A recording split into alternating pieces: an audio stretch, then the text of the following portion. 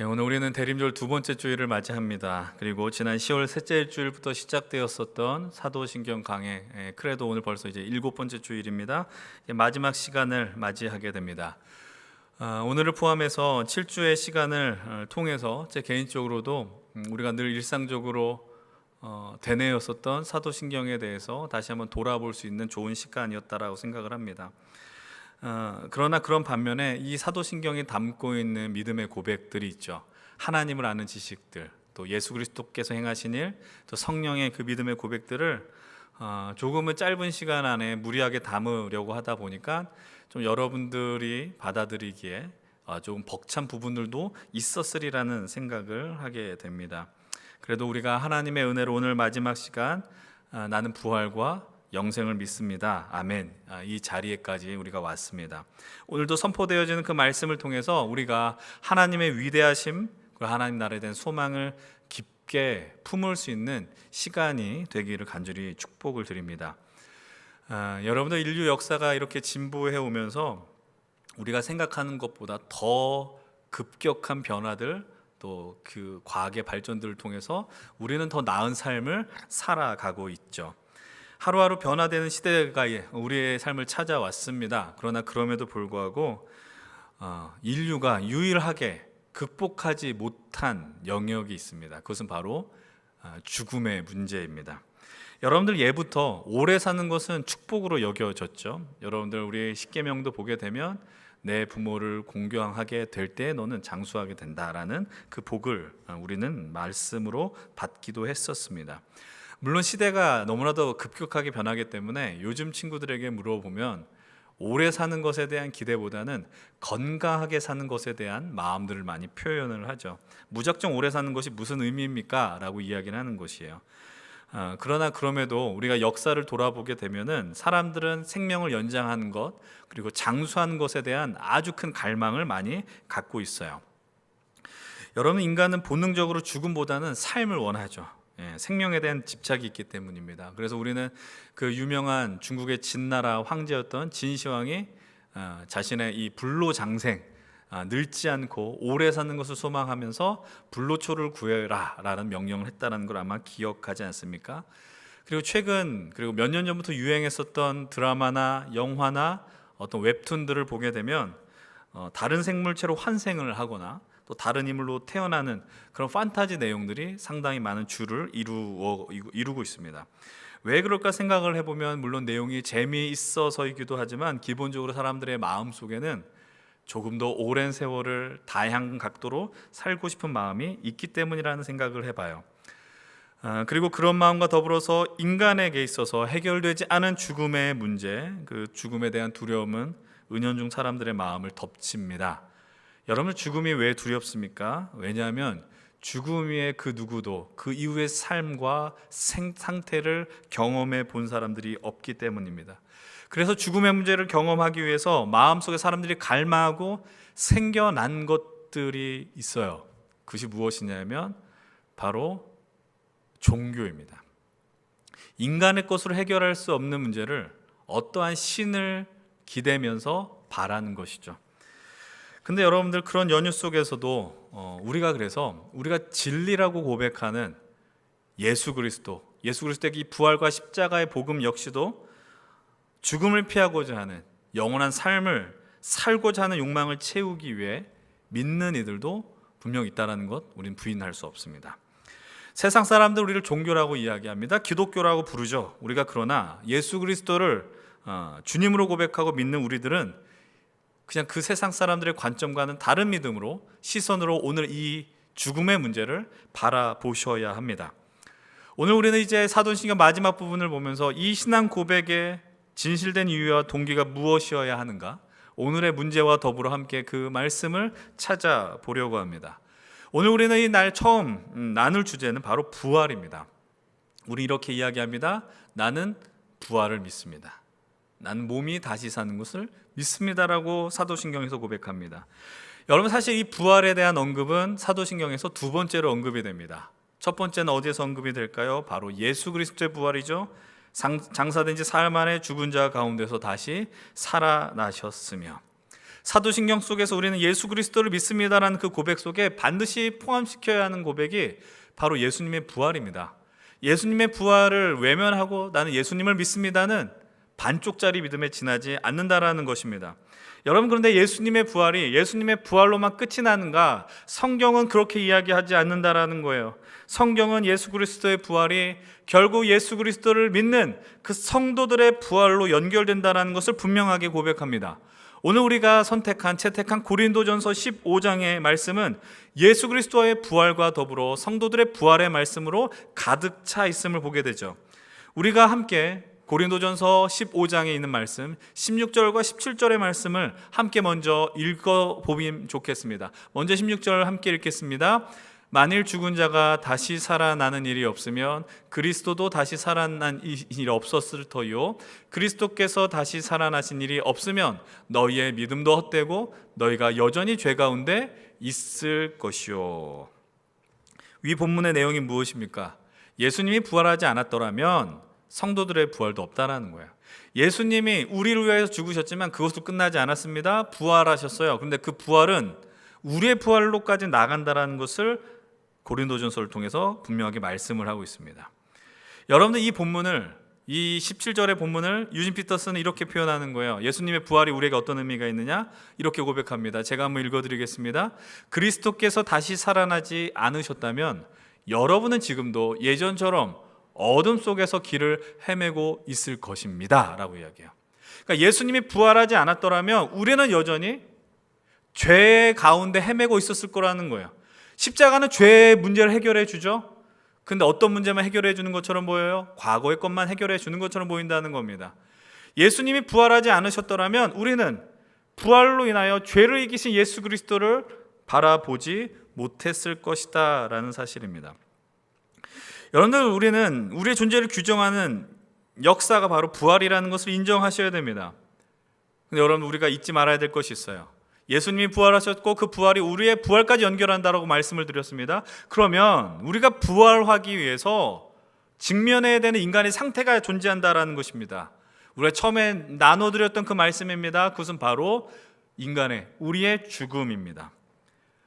여러분, 인간은 다 누구나 죽죠.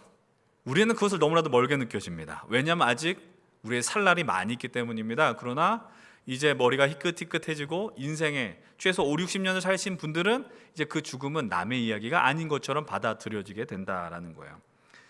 여러분, 근데 성경은 죽음을 어디서 비롯되었느냐 이야기합니까? 세상 사람들은 죽음을 인생의 자연스러운 과정으로 여깁니다.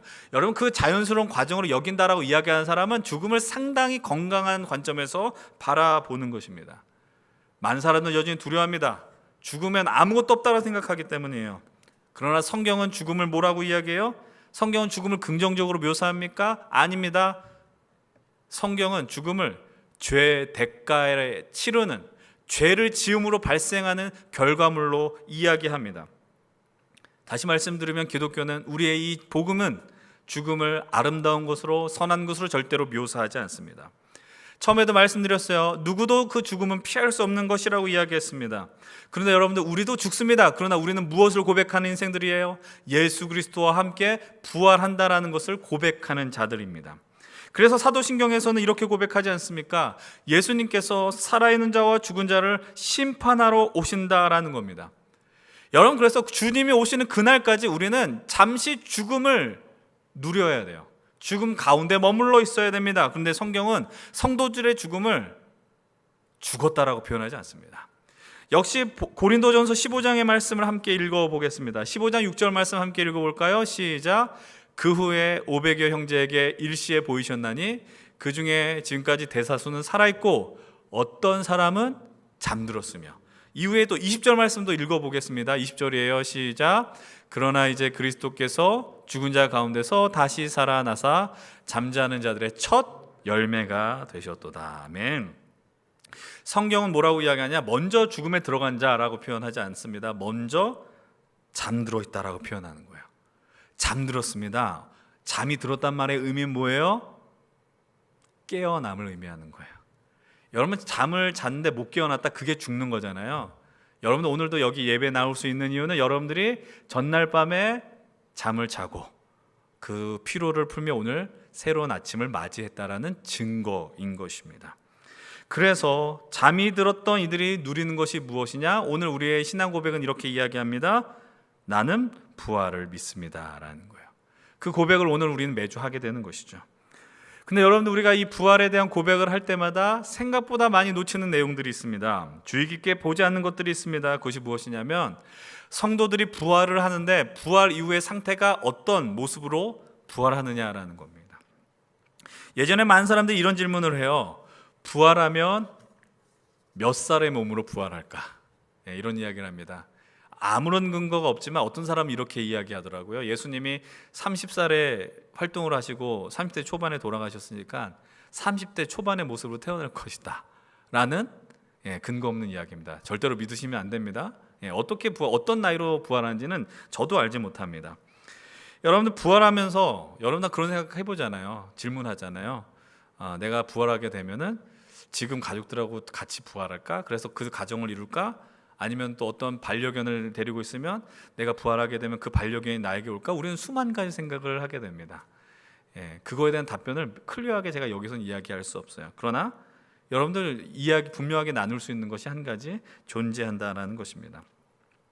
여러분, 복음서를 보게 되면 부활을 믿지 않는 사두개인들이 있습니다. 여러분, 사두개인들은 모세의 오경에 철저하게 집중했던 이들이기 때문에 부활을 믿지 않았고, 사두개인들과 좀 대척점에 있었던 사람들이 바리새인들인데, 바리새인들은 율법 전체적으로 바라봤던 이들이기 때문에 부활을 믿었던 자들이에요.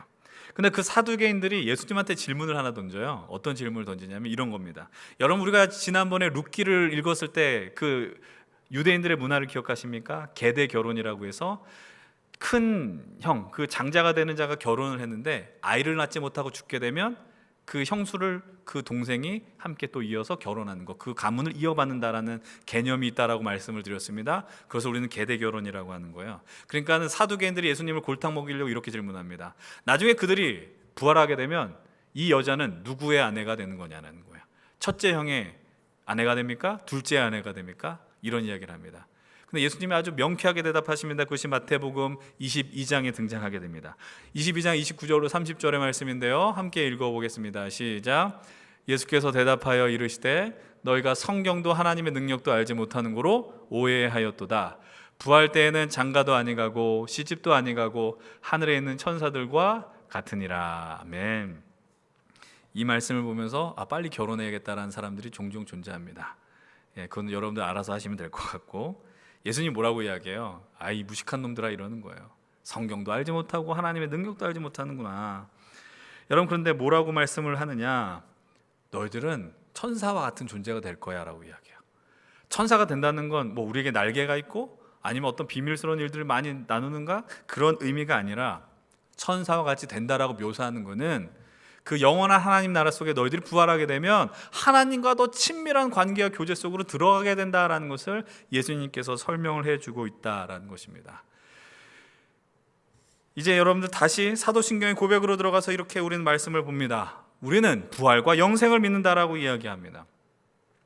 근데 여러분들 아시겠지만 10년 전에 이 사도신경과 그리고 우리가 또 고백하는 주기도문이 새로운 버전으로 바뀌었음을 여러분 기억하실 겁니다. 예전에 10년 전쯤에 주기도문과 사도신경을 요즘 언어로 바꾼다라고 해서 새 번역 사도신경과 새 번역 주기도문이 보급이 되었습니다. 이전 사도신경 어떻게 시작되었는지 기억하세요? 전능하사 천지를 만드신 하나님 아버지를 내가 믿사오며, 그렇죠? 근데 우리는 오늘 나는 전능하신 아버지 하나님을 믿습니다라고 고백하죠. 여러분들, 새롭게 번역된 사도신경의 모습이 훨씬 더 저는 좋다라고 생각을 합니다. 근데 딱 한 가지 부분만 빼고 말이죠. 그럼 그 한 가지 부분이 어딜까요? 바로 오늘 우리가 선택한 말씀입니다. 나는 부활과 영생을 믿습니다. 이 문장이 원문의 의미를 훼손하였는가 왜곡하였는가 그런 거 아닙니다. 근데 저는 이전 고백의 표현이 훨씬 더 다가오더라고요. 이전 고백을 기억하세요? 뭐라고 읽을까요? 이렇게 이야기하죠. 나는 몸이 다시 사는 것과 영원히 사는 것을 믿사옵나이다. 나는 그냥 몸의 부활을 믿습니다가 아니라 몸이 다시 사는 것과 영원히 사는 것을 믿사옵나이다 라고 이야기하는 거예요. 여러분, 여기서 우리가 중요한 것이 무엇일까? 몸이 다시 산다라는 것입니다. 몸이 사는 거예요. 여러분, 예수님도 부활하셨습니다. 예수님이 어떻게 부활하셨어요? 몸으로 부활하셨어요. 영혼으로만 부활하지 않았습니다. 여러분들 분명히 예수님께서 몸으로 부활하셨는데 그 당시에 어떤 사람들이 있다라고 제가 예전에 말씀드린 거 기억하십니까? 영지주의자들이 있다고 했었어요. 그러니까 육체적인 건 되게 하등한 것, 열등한 것이고, 그리고 영적인 것은 되게 고차원적인 것이다라고 이야기하면서 예수님의 육신으로 옴을 부정했다라고 이야기했습니다. 근데 거기서 그들은 멈추지 않았어요. 예수님의 부활도 몸으로 부활했다라는 것을 인정하고 싶지 않았다라는 것이죠. 그러나 성경 분명하게 이야기합니다. 예수님은 몸으로 육신으로 부활하셨다라고 이야기합니다. 그러나 거기서 또 멈추지 않고 우리의 부활을 향하여 이렇게 언급하고 있습니다. 오늘 본문 고린도전서 15장 51절 이하의 말씀입니다. 성도들의 부활을 이야기하는데요, 함께 51절과 52절의 말씀 함께 읽겠습니다. 시작. 보라, 내가 너희에게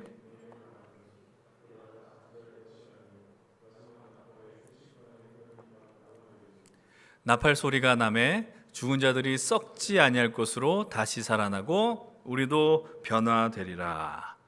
마지막 나팔이 부는 때에, 이건 뭐 단순히 악기가 연주된다 이렇게 보는 게 아니라 주님이 오실 영광스러운 순간이 오게 되면 그 이야기를 해주고 있는 거예요. 근데 나팔 소리가 나는데 마지막 때가 되는데 뭐라고 이야기해요? 죽은 자들이 썩지 아니할 것으로 다시 살아난대요. 죽었으면 썩어야 돼요. 죽었으면 한 줌의 재로 바뀌어요. 흙으로 너희들은 왔으니까 흙으로 돌아가라고 성경은 명령했어요. 그런데 이제는 뭐라고 이야기하냐면 썩지 않은 것으로 너희들은 다시 살아난다, 변화된다라고 이야기를 합니다. 살아있는 자들과 죽음을 맛본 자들의 이 부활을 동시에 말씀을 해주고 있어요. 오늘 본문 53절과 54절이에요. 함께 읽어보십시다. 시작. 이 썩을 것이 반드시 썩지 아니할 것을 입겠고 이 죽을 것이 죽지 아니함을 입으리로다. 이 썩을 것이 썩지 아니함을 입고 이 죽을 것이 죽지 아니함을 입을 때에는 사망을 삼키고 이기리라고 기록된 말씀이 이루어지리라. 아멘. 아까 말씀드렸습니다. 우리는 한 줌의 흙으로 재로 돌아가는 썩는 인생들이었어요. 그러나 그날이 오면 다시는 썩지 않는다라는 말씀을 바울은 이야기합니다. 이 말씀을 오늘 우리 식으로 표현하면 어떻게 말씀을 드릴 수 있는가? 바로 이것입니다. 오늘 우리는 불완전한 현실을 살아가는 것처럼 보인다라는 거예요.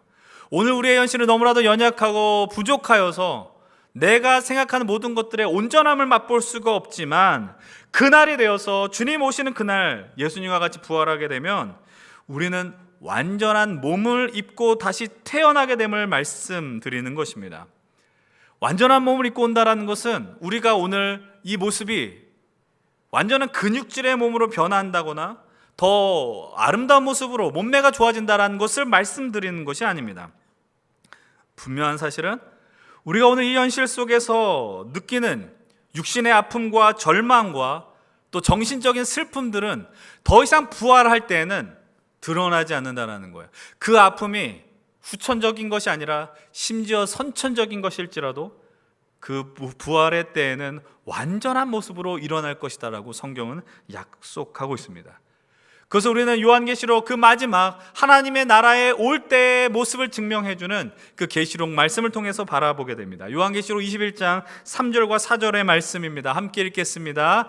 내가 들으니 보좌에서 큰 음성이 나서 이르되 보라, 하나님의 장막이 사람들과 함께 있음에 하나님이 그들과 함께 계시리니 그들은 하나님의 백성이 되고 하나님은 친히 그들과 함께 계셔서 모든 눈물을 그 눈에서 닦아주시니 다시는 사망이 없고 애통하는 것이나 곡하는 것이나 아픈 것이 다시 있지 아니하리니 처음 것들이 다 지나갔음이로라. 아멘. 하나님의 장막이 함께하는 날은 주님의 나라가 완전하게 도래하는 때를 이야기하는 겁니다. 하나님의 나라가 온전히 임하게 됩니다. 완성이 됩니다. 그 날이 옵니다. 우리는 그것을 믿고 오늘을 살아가는 것이죠. 그 날이 오면 어떤 일이 벌어져요? 모든 눈물을 닦아주시고 모든 고통과 아픔은 사라지게 되는 것입니다. 그것은 약속입니다. 우리는 그 약속을 믿으셔야 됩니다. 오늘 우리는 이 불완전한 현실 속에 여러분도 오늘 또 눈물 흘릴지 모르고 아파할지 모릅니다. 그러나 그 날을 고대하면서 오늘 우리는 죽지 않는 거예요. 살아낼 힘을 얻게 되는 것이죠. 우리는 이 시간 대림절 시간을 보내고 있어요. 다시 오실 주님을 기다리는 시간입니다. 그 기다림의 의미는 무엇일까요? 오늘 우리는 여전히 아프고 눈물을 흘리고 인간의 능력으로 해결할 수 없는 그 현실적인 문제에 부딪혀 있을지라도 주님은 약속하셨습니다. 그날이 되면 너희들은 완전한 몸을 입고 다시 부활할 것이며 너희들의 생명을 얻게 될 것이다 라는 사실을 약속해 주셨습니다. 여러분들 기억하십시오. 이것은 완전한 믿음의 영역입니다. 믿음의 영역은 허상일까요? 그냥 오지 않는 것인데 희망 고문을 한다라고 우리는 받아들여야 하는 것입니까? 그렇지 않습니다. 약속을 의지하는 것이죠. 믿음이란 무엇이라고 이야기했어요? 주님의 하신 일과 그분의 약속을 믿는 일이라고 말씀드렸습니다. 그 약속이 오늘 우리에게 임했기 때문에 여전히 캄캄하며 절망스럽고 아픔이 가득한 그 현실 속에서 우리는 포기하지 않고 그 절망 속에서 빛을 발견할 수 있게 된다는 겁니다. 그 빛은 무엇입니까? 예수 그리스도십니다. 예수 그리스도가 우리의 이 땅의 유일한 소망이며 빛이 됨을 발견한다는 겁니다. 그래서 소망의 근거는 여러분들의 통장에 있는 잔고가 될 수 없습니다. 여러분들의 학벌이 될 수 없습니다. 여러분들이 지금 다니는 직장이 될 수 없습니다. 오직 예수 그리스도 외에는 여러분들이 이 땅에 소망할 수 있는 근거가 없다라는 사실입니다. 그것이 우리에게 부활을 약속하신 주님의 선물이고 오직 그 세상에 살아갈 수 있는 힘이다라는 것이죠. 이제 우리는 이 부활을 소망하면서 그럼 부활을 믿습니다로 끝날까요? 그렇지 않습니다. 이제 부활을 믿기 때문에 더 먼 시선을 향하여 우리의 믿음의 길이 나아갈 수 있다는 것입니다. 이 말의 의미는 무엇이냐? 우리의 몸이 다시 사는 것을 믿음으로 새로운 믿음의 영역으로 우린 나아갑니다. 바로 우리가 영원히 사는 것입니다. 여러분, 오늘 우리가 나누는 게 너무나도 뜬구름 잡는 이야기 같아요. 왜냐하면 우리는 한 번도 누구도 경험해 본 일이 없기 때문입니다. 지금 사는 것도 지겨운데요, 올 12월까지 오는 거 참 힘들었습니다. 이 11개월의 시간을 버티느라 난 너무나도 어려웠습니다. 이런 분들이 있는데 영원한 삶을 산다고요? 왜 이런 형벌을 주십니까? 이렇게 생각하십니까? 여러분, 그런 고백이 아니죠. 여러분, 우선 예수님께서 이 부활과 영생을 연결해 주신 말씀이 무엇인지 한번 기억해 볼 필요가 있습니다. 우리가 너무나도 잘 알고 있는 말씀입니다. 요한복음 11장 25절과 26절의 말씀인데요, 뭐라고 이야기하십니까? 함께 읽어봅니다. 예수께서 이르시되 나는 부활이요 생명이니 나를 믿는 자는 죽어도 살겠고 무릇 살아서 나를 믿는 자는 영원히 죽지 아니하리니 이것을 내가 믿느냐. 아멘. 스스로 선언하십니다. 나는 부활이요 진리다라는, 생명이라는 겁니다. 나를 믿으면 죽었는데도 산대요. 부활을 의미하는 것입니다. 그리고 뭐라고 이야기해요? 살아서 믿으면 영원히 산다라고 이야기하는 거예요. 여러분들, 우리가 이 생명이 무엇일까요? 영원한 산다라는 건 무엇일까요? 여전히 여러분 나이가 먹잖아요. 늙어가지 않습니까? 여러분, 우리가 기억하셔야 되는 것은 이것입니다. 예수 그리스도를 믿는 믿음으로 누리는 것이 바로 생명이라는 것입니다. 우리는 사도신경을 통해서 계속해서 살펴보았습니다. 죄로 인하여서 우리가 어떤 대가를 치릅니까? 죽음을 맛보는 거예요. 근데 그 죽음을 누가 대신 죽으셨어요?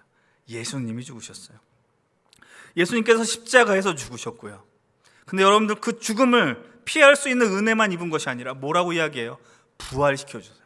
그럼 부활로 끝났냐? 그게 아니에요. 영원한 생명을 주신대요. 우리가 생명을 어떤 수준으로 생각하느냐? 이거예요. 숨 쉬는 겁니다. 내가 숨을 내뱉고 다시 숨을 들이마시는 것으로만 수준으로 내가 그것을 보는 거예요. 여러분들, 이 신약 성경에 쓰여진 헬라어를 보게 되면 생명을 두 가지 단어로 씁니다. 바로 비오스와 조에라는 단어입니다. 여러분, 비오스는 어디서 비롯된 말일까요? 우리가 잘 알고 있는 바이오라는 말과 연결되는 거죠. 바이오, 생명. 그것이 우리가 방금 이야기했던 숨을 들이마시고 내뱉는 그냥 살아 숨쉬는 개념의 생물학적인 개념, 비오스입니다. 근데 신약에서 말하는 예수 그리스도의 내가 생명이 된다라고 할 때 그 생명은 그냥 단순히 살아 숨쉬는 것에 대한 의미를 하는 것이 아닙니다. 충만함이에요. 충만함으로 채워져 있는 거예요. 그럼 뭐로 채워져 있을까요? 예수 그리스도가 주시는 은혜로 채워져 있다라는 겁니다.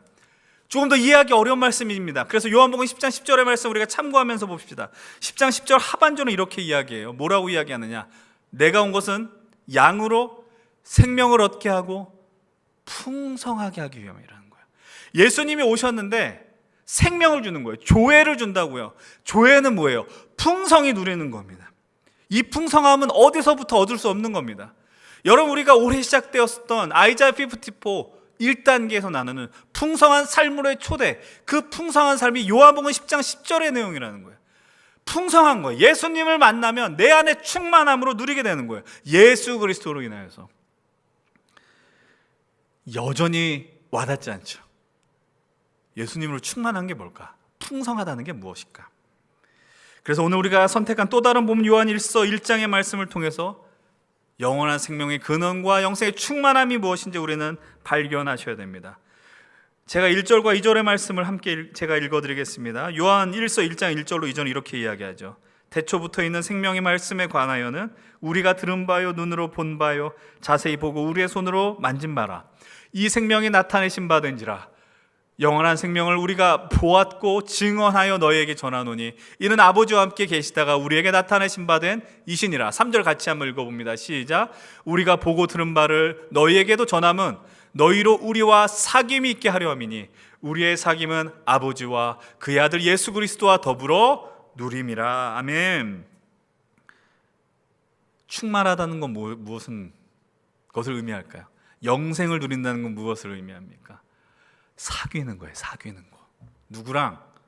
하나님과 사귀는 거야. 이 사귐은 영원한 사귐이에요. 우리는 영원하지 못하잖아요. 하나님이 영원하세요. 그분의 영원함을 우리들이 받아들이니, 그분과 사귀게 되니 우리는 영원한 생명을 맛보게 되는 겁니다. 여러분, 우리가 영생이라고 이야기하면은 우리는 어떤 수준을 보냐? 우리의 시간적인 의미로 받아들이는 거예요. 본능적으로 그래요. 미래적인 관점을 보는 거야. 내일이 있고 내일이 지나면 또 그 내일이 있고 그것을 우리는 영원하다라는 것으로 보는 겁니다. 그러나 오늘 우리가 고백하는 이 영혼은 우리가 이해하며 살아가는 그 시간 영역에 있는 영혼이 아닙니다. 그 시간도 포괄합니다. 그러나 그 시간을 뛰어넘습니다. 그 시간을 다 품는 영혼이라는 거예요. 영혼을 초월한 영혼이라는 사실입니다. 우리가 그분과 더불어 살아가게 되면 우리는 오늘 이 3차원 세계 속에서 갇혀 지내잖아요. 시간에 갇혀 있고 공간에 갇혀 있잖아요. 근데 이 시공간을 초월한 영혼 가운데 계신 하나님과 교제하게 되면 우리도 이 시공간을 뛰어넘는 놀라운 생명을 소유하게 된다는 사실입니다. 여전히 여러분들이 이해되지 않기 때문에 제가 조금 더 선명한 예를 들고 말씀을 드리려고 합니다. 그것이 무엇이냐면 사랑입니다. 사랑. 여러분 사랑해 보셨습니까? 정말 뜨겁게 사랑해 보셨어요? 이 이야기를 하면 과거의 어떤 그 쓴 아픔이 올라온 분들도 있으리라고 생각을 해요. 여러분들 젊을 때 사랑할 수 있다는 건 얼마나 복된 일인지 모릅니다. 여러분 근데 가슴을 뛰게 하는 사랑을 여러분 해봤을 때 그 순간을 한번 떠올려 보십시오. 내가 그 사람을 향해서 처음으로 사랑한다 고백했을 때, 처음으로 데이트를 했을 때, 처음으로 손을 잡아 봤을 때, 그리고 결혼하게 되어서 하나님이 생명을 주시고 그 아이를 뱃속에 10달 동안 품으며 아이를 처음 손에 맞아 드렸을 때, 아직 우리는 경험하지 않았지만 목회적인 관점에서도 이렇게 이야기할 수 있는 것 같아요. 정말 좋은 교회를 만나고 좋은 청년들과 함께 하나님 나라를 꿈꾸고 하나님 말씀을 전했을 때 여러분들이 변화되는 것을 맛보게 되었을 때, 여러분 그때 어떤 느낌을 받습니까? 여러분 그 깊은 관계 속에서는 시간의 흐름을 느끼지 못해요. 그 사람과 내가 눈이 마주쳤을 때, 그 사람의 손을 잡았을 때, 그 사람을 안아줬을 때, 내가 그 사람과의 누리는 그 관계와 세상의 시간은 전혀 다르게 움직이는 것 같아요. 여전히 느끼지 못하는 분들은 제가 여러분들을 위해서 기도를 하겠습니다. 그러나 여러분들 그것을 경험하셨다면 그 순간을 한번 생각을 해보십시오. 오늘 이 말하는 하나님과의 관계의 사귐은 바로 그런 것이에요. 내가 하나님으로 충만할 때, 주님을 더욱더 사랑했을 때, 그곳에서 누리는 시간과 세상의 시간은 정말 다르다라는 것이죠. 세상 속에서도 우리는 아주 짧은 찰나의 시간이지만 우리가 그것을 맛보는데, 하나님과의 그 깊은 관계 속에서 이 영원함을 누린다는 것, 여러분 우리가 그것을 왜 못 누립니까? 그것을 맛보아야 한다는 겁니다. 그것이 바로 우리가 오늘 만나야 하는 영원한 생명인 줄로 믿습니다.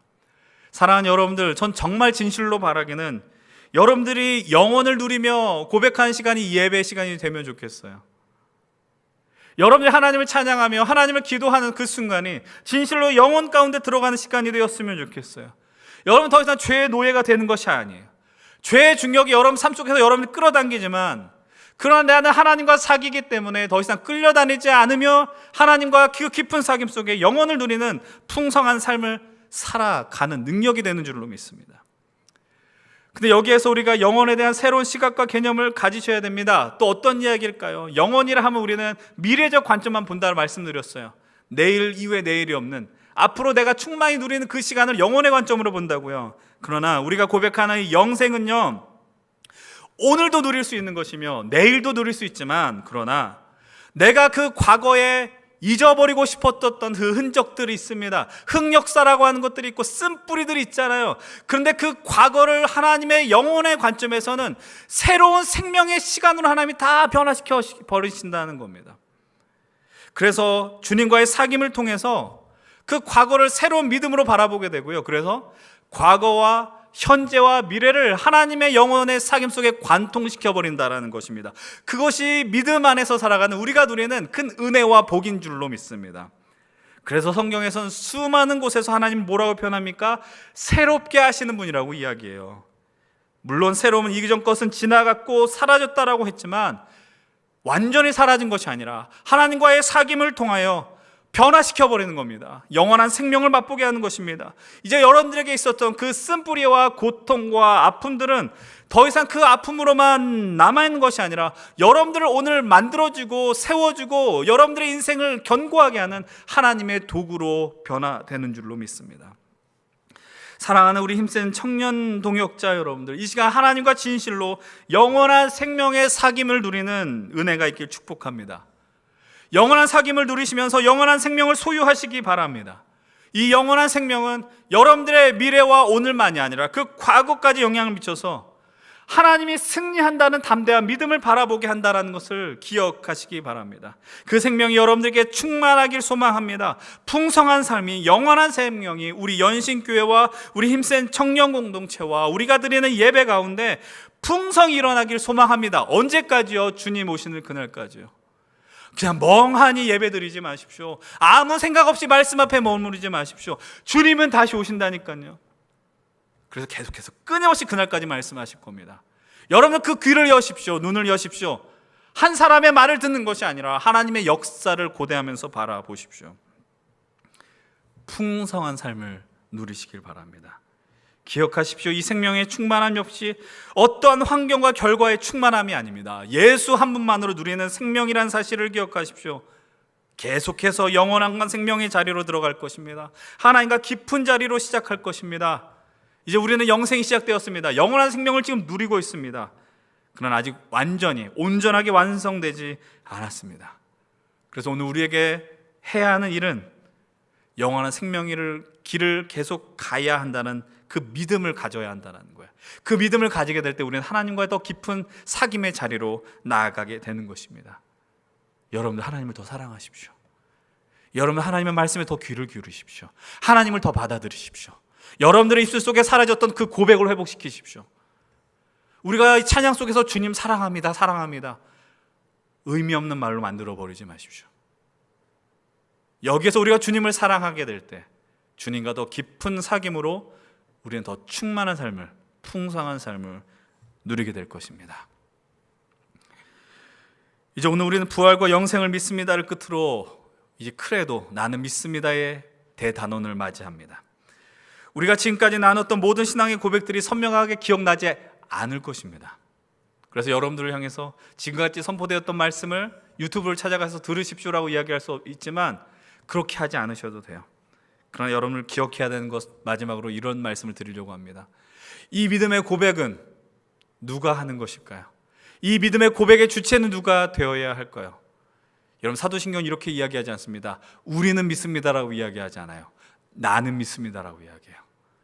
여러분들이 믿으셔야 돼요. 여러분들 각자가 믿으셔야 돼요. 지금 드리는 이 말씀을 마치 내가 그냥 개인적으로 이기적으로 믿어야 되겠구나로 해석하라는 말씀이 아닙니다. 이 믿음의 고백은 바로 하나님과 깊은 사귐을 먼저 여러분들 개개인적으로 하시라는 얘기입니다. 그리고 성도의 교제를 통해서 속해 있는, 공동체에 속해 있는 내가 먼저 주님을 믿습니다라는 그 자리에서 출발하셔야 된다는 겁니다. 여러분도 입술로 고백하십시오. 나는 전능하신 아버지 하나님을 내가 믿습니다.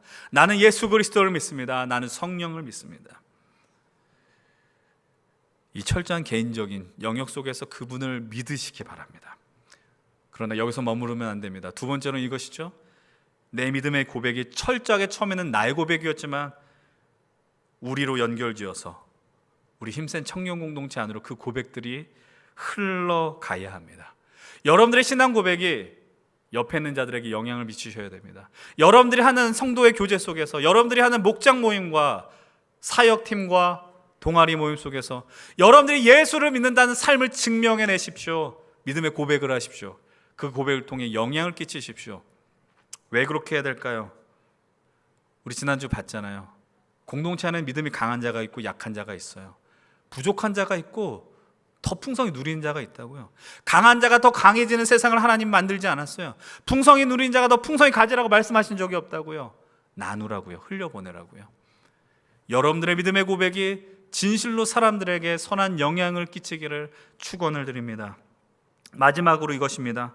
나는 믿습니다 해서 우리가 출발했습니다. 그러나 그 믿음의 자리는 결국 나를 오늘 이곳으로 불러주신 하나님의 역사 속에서 출발했다라는 것을 기억하셔야 됩니다. 이 믿음의 고백을 따라 우리는 마지막 이렇게 이야기할 수 있습니다. 사도신경은 이렇게 끝나죠. 나는 믿습니다. 아멘이라고 이야기합니다. 아멘의 뜻이 무엇입니까? 나는 이것이 그대로 이루어질 것을 믿습니다라고 이야기하는 것입니다. 사랑하는 여러분들, 우리가 이 사도신경을 통해 나눴던 그 모든 말씀들이 주님의 역사임을 여러분들 믿으시기 바랍니다. 아멘의 삶으로 반응하십시오. 하나님이 전능하시며 우리를 창조하셨습니다. 예수께서 우리를 위해 십자가에서 죽으셨고 부활하셨고 승천하셨으며 하나님 보좌 우편에 계셔서 오늘 우리의 기도를 들으시고 친히 우리를 위해서 간구하십니다. 그것을 믿으십시오. 아멘 하십시오. 성령님을 믿으십시오. 성령님으로 인하여 우리가 함께 교제하며 주님과 더 깊은 영역 속으로, 그래서 내가 미래에 내가 부활할 것이며 영원한 삶을 누릴 것을 아멘으로 응답하십시오. 이 사도신경의 고백이 우리의 고백이 되며 아멘이 되기를 원합니다. 여러분, 사도신경이 아멘으로 끝났습니다. 그 말의 의미는 이것이죠.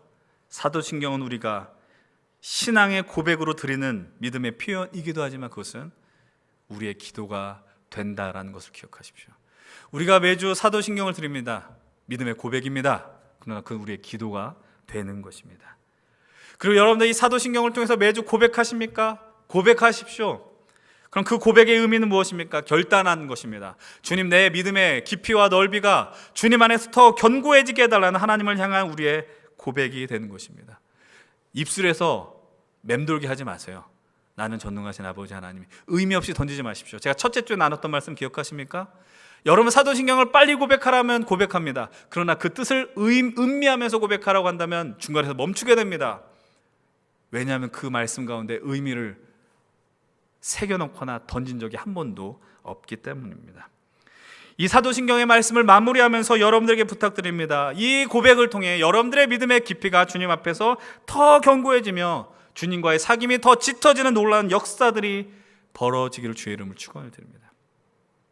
마지막으로 우리가 지금까지 했었던 이 사도신경을 다시 한번 고백해 보십시다. 여러분들 첫 번째 드리는 고백이잖아요. 여러분들한테 부탁드립니다. 조금은 좀 일찍 오셔서 사도신경으로 함께 예배를 드리십시다. 예배는 설교 시간만이 예배가 아닙니다. 축도만 받고 가면 예배가 아닙니다. 처음부터 끝까지 모든 과정에 동참하십시오. 사도신경은 이런 고백으로 나와 있습니다. 우리의 마음에 새기면서 함께 이 사도신경을 담대하게 고백해 보십시다. 함께 읽겠습니다. 나는 전능하신 아버지 하나님 천지의 창조주를 믿습니다. 나는 그의 유일하신 아들 우리 주 예수 그리스도를 믿습니다.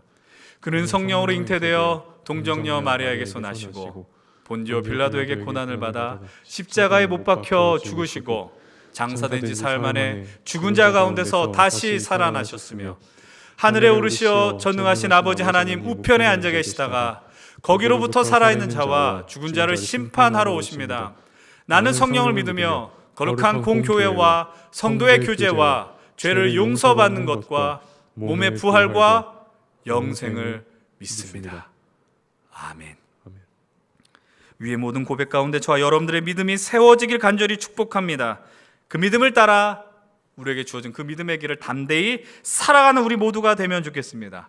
그 믿음을 따라 살아갈 때 우리는 진실로 다시 오실 주님을 기다리며 하늘 소망을 품게 될 것입니다.